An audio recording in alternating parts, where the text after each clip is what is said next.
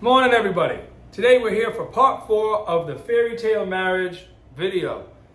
I originally made 3 and wanted to make 3. However, by the end of the third, I felt my intuition pulling me to make a 4th video to help people deepen their understanding of energy.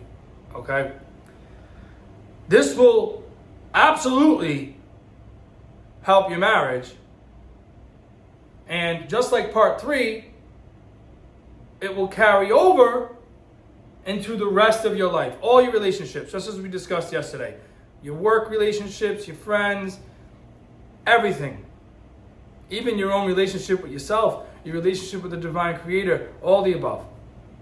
Okay, so we discussed in part 3 that we're harnessing energy from each other because we are not getting it from the source.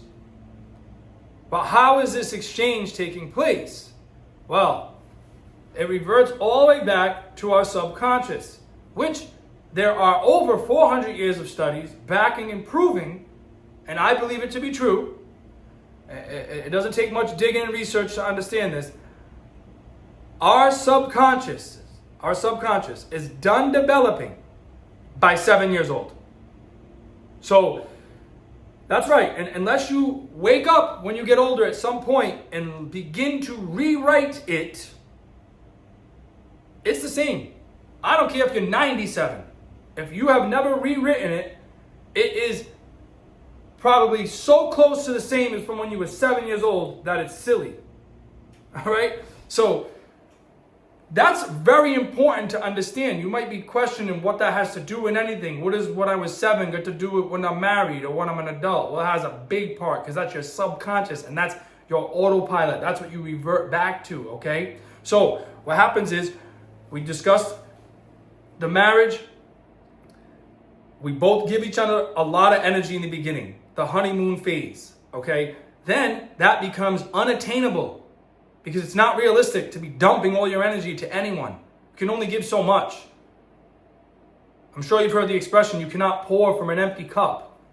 Right? So you've drained yourself, and now you can't keep up the charade, if you will, anymore.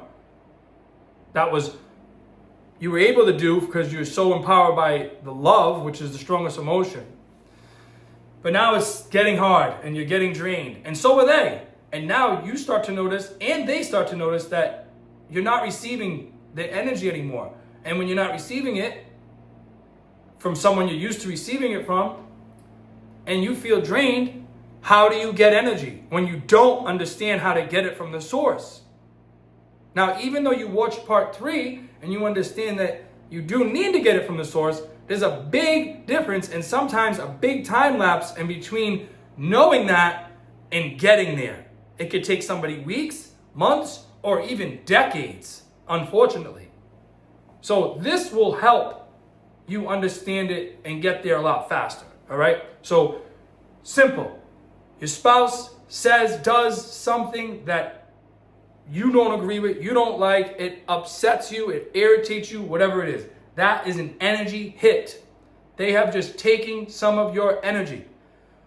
And what do you do once someone takes it? Once it's taken, you revert back to what you did as a child to get the energy. And you learned this from watched behavior. You watched your parents, you watched how they moved, how they talked, and you learned what worked and what didn't. And based upon what category your parent fell into, okay?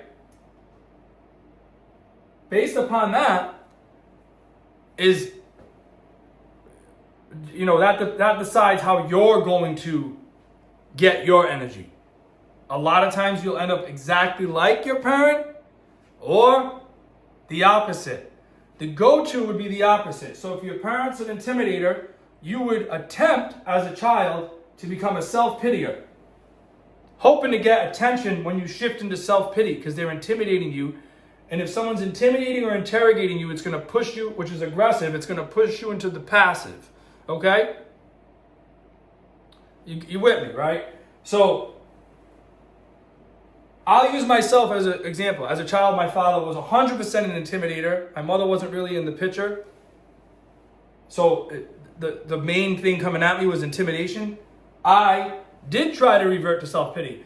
However, my father's intimidation level was so high, so strong, so powerful, and had so much energy in that, he didn't care at all when I shifted to self-pity. And definitely didn't care if I shifted to aloof. He would just then interrogate and break me down all the more. Okay? So, because self-pity didn't work, I couldn't become the opposite. But I definitely couldn't shift to intimidator under his roof because it wasn't going to work. He was overly intimidating and had more energy in that department and would dominate. So, what happens? I shut down. And then, once not around him and or old enough to go off on my own, I became an intimidator myself because I learned from him that works to get energy. Okay? This is how it works. And you can crisscross this all different kinds of ways and understand. Now, once you understand this, so you go back to your parents and how you grew up, that's going to quickly, this shouldn't take long. This is minutes, and you're going to figure out if you're one of these four. It's not like there's 4,000 categories here. It's just four. It doesn't take long at all. You're going to figure it out. Trust me. Just do a tiny smidgen of digging. Figure out your mother, your father. If one was one way and one was the other, that could produce, obviously multiple outcomes. You'll be able to dial it in pretty quickly. And you can, and if you're married, you more than likely know your mother-in-law and your father-in-law. So you're going to be able to kind of assess them and figure out what your wife is in this category as well. And this is a big help. This is a huge help.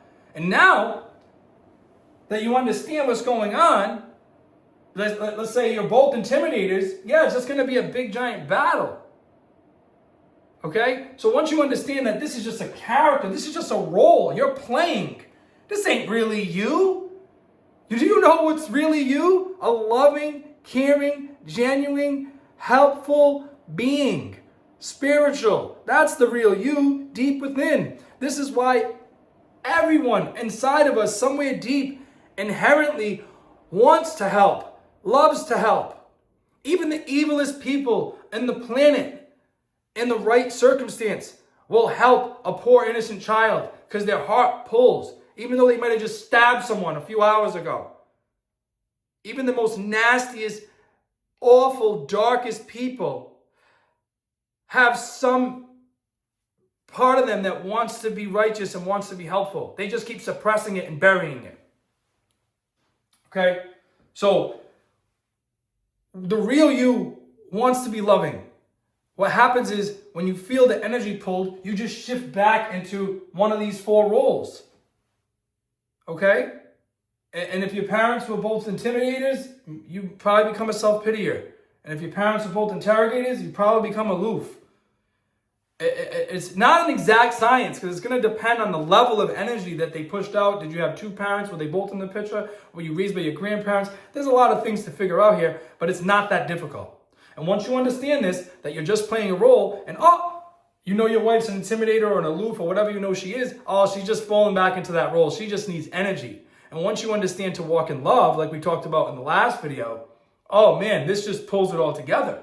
Now, when you shift into intimidator role or aloof or whatever it is you're in, you will recognize that you're doing it. You will recognize that your spouse is doing it. And oh my goodness, if both of you are aware of this, you can fix your relationship almost overnight. However, it must be genuine and it must be authentic and you must be doing it for you. Not for them. For you. For God.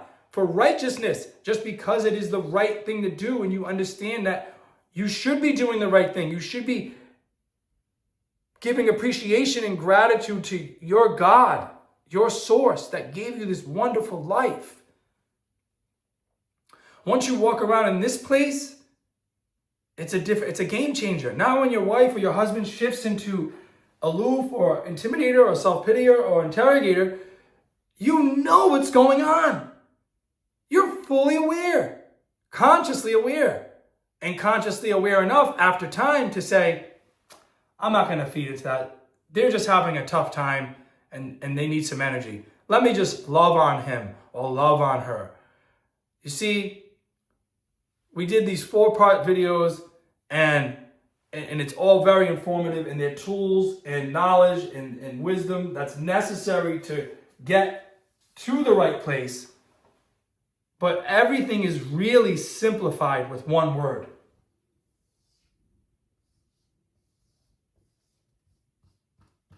Love. That's it. Love yourself, love God, love your spouse, love everything you have. Express love at all times through all things. And anytime your spouse is having a tough time, and even if they're seeming to lash out at you to get energy, it's okay. Breathe. Remember, they're just in need of energy. Love them.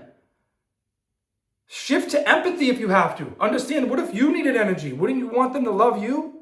Don't we all just need a little more love? It's all it really comes down to. Peace, love, and happiness to all. And have a great day. Bless you and bless your marriage. Thank you, guys.